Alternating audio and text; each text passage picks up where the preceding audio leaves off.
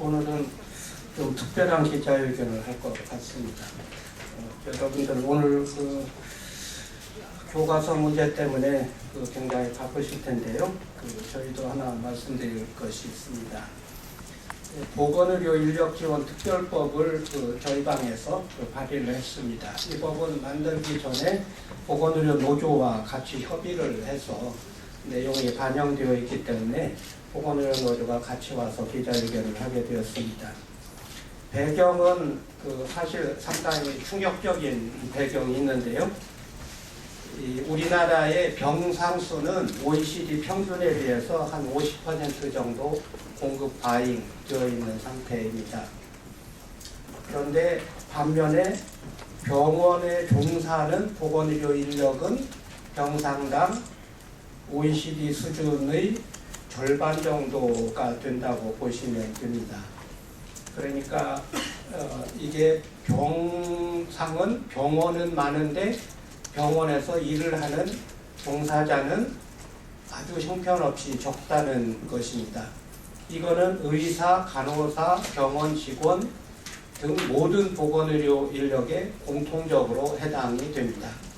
그러니까 기자 여러분들이 병원에 가서 굉장히 불친절하다, 설명이 부족하다, 서비스가 신통치 않다라고 느끼는 그 배경에 병원의 인력 부족이 숨어 있는 것입니다. 그러니까 외국처럼 보호자가 굳이 병원에 있을 필요 없이 간호를 충분히 받을 수가 없고 의사들에게 충분히 설명을 받을 수가 없고 그리고 보이지는 않지만 각종 의료기사들도 경무에 시달리기 때문에 각종 검사, 촬영 등등의 품질에도 상당히 위협적인 요소가 숨겨져 있다. 이렇게 이해를 하시면 됩니다. 그래서 그 인력을 제대로 충원을 해보자. 한꺼번에는 다 못 되더라도 그렇게 가는 발걸음을 시작을 해보자. 이렇게 생각을 하고 보건의료 인력지원 특별법을 제정을 했습니다. 기억하실지 몰라도 저희 방에서 전공의 지원 특별법도 제정을 했습니다. 전공의도 똑같은 문제를 사실은 가지고 있습니다. 우리나라의 보건의료 인력에 대한 고민을 근본적으로 좀 다시 생각해보는 계기가 되기를 바랍니다.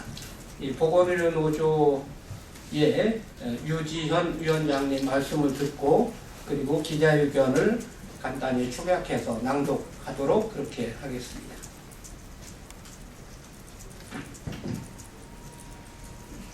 보건의료 위원장 유지현입니다. 사직순번제라는 말을 아십니까? 임신과 출산이 사람들의 축복 속에 되어야함에도 불구하고 인력 부족으로 임신순번제라는 말이 사회에 충격을 던지면서 쟁점화되었던 적이 있습니다. 근데 이제 이것을 넘어서서 사직순번제라는 말이 지금 현장에서 돌고 있습니다. 너무 경무에 시달려서 병원을 떠나고 싶은데 한꺼번에 병원을 떠나면 업무에 공백이 생기기 때문에 사직으로 순서를 정해놓고 대기하면서 병원을 떠나고 있습니다. 이렇게 병원에 일하고 있는 인력들은 지금 방금 말씀하신 대로 OECD 수준의 2분의 1 수준에서 경무에 시달리면서 일을 하고 있습니다. 이렇다 보니까 가장 영향이 미치는 것은 바로 환자들의 안전입니다. 국민들의 안전입니다.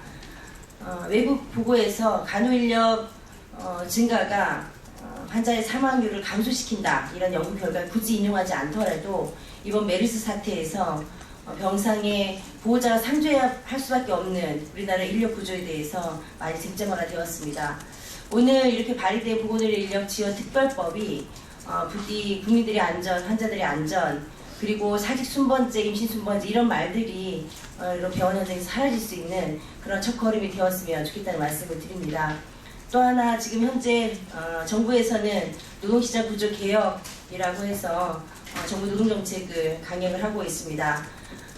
고령화 사회에서 청년 일자리 문제가 대두가 되고 있고 임금을 깎아서 임금 피크제로 일자리를 만들자는 잠대 정책을 강행하고 있습니다. 그것이 비단 다른 공공 부문뿐만 아니라 저희 보건의료 산하에 있는 공공의료기관에도 강의되고 있습니다. 저희는 이 자리를 빌어서 이런 올바른 노동시장 구조 개혁은 그야말로 OECD 2분의 1밖에 수준밖에 되지 않는 보건의료 인력의 대폭 확충이 그야말로 제대로 된 양질의 일자리 창출이라는 것을 다시 한번 말씀드리면서 올해 기한에서 이 법이 조속히 통과될 수 있도록, 그래서 보건의료 인력 지원 특별법이 그야말로 의료 공공성을 확대하고 국민들의 안전과 환자들의 안전을 보장하고 그리고 제대로 된 일자리를 창출함으로써 올바른 노동시장 구조 개혁의 방향으로 나아갈 수 있도록 하는 그런 걸음에 우리 기자분들의 관심, 그리고 저희 보건의료 노조는 국민들과 함께 이것을 공감대 형성시키기 위해서 많은 다양한 활동을 전개하도록 하겠습니다. 그렇게 하면서 국회에서의 지지, 지원, 그렇게 하면서 조속한 법안 통과를 촉구할 예정입니다. 고맙습니다. 바로 이어서 기자회견문 낭독하겠습니다. 보건의료 사무처장 한민정입니다.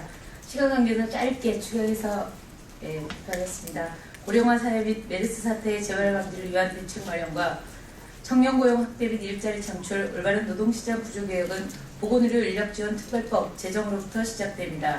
보건의료 인력지원특별법이 지난 10월 23일 국회에 다시 발의되었습니다. 이로써 정부 주도로 법 제도적 정비를 통해 민간 노동시장에만 맡겨져 있는 보건의료 인력 문제의 근본적인 해결을 모색할 수 있는 새로운 전환점을 맞이하게 되었습니다.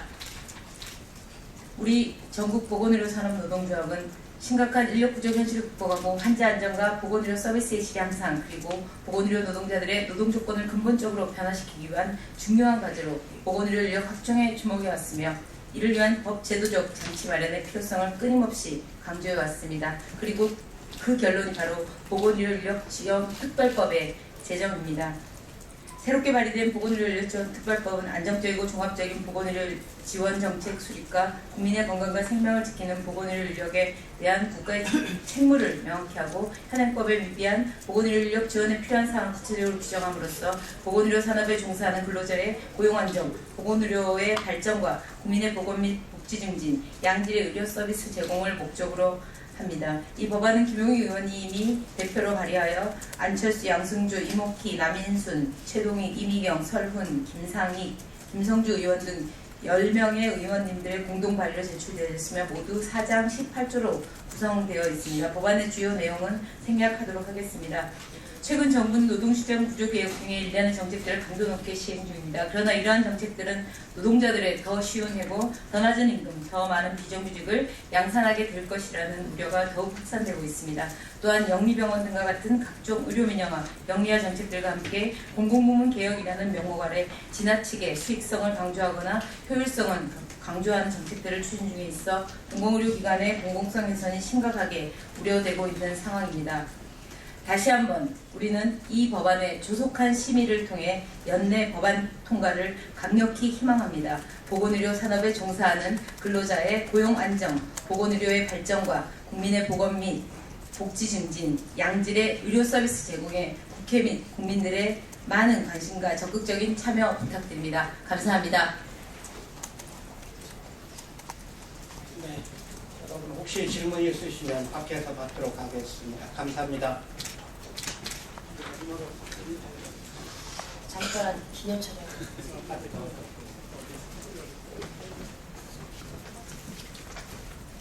의원님 안쪽으로 들어와주세요.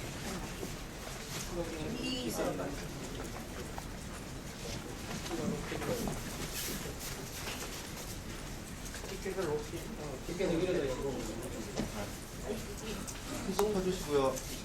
하나, 둘, 셋.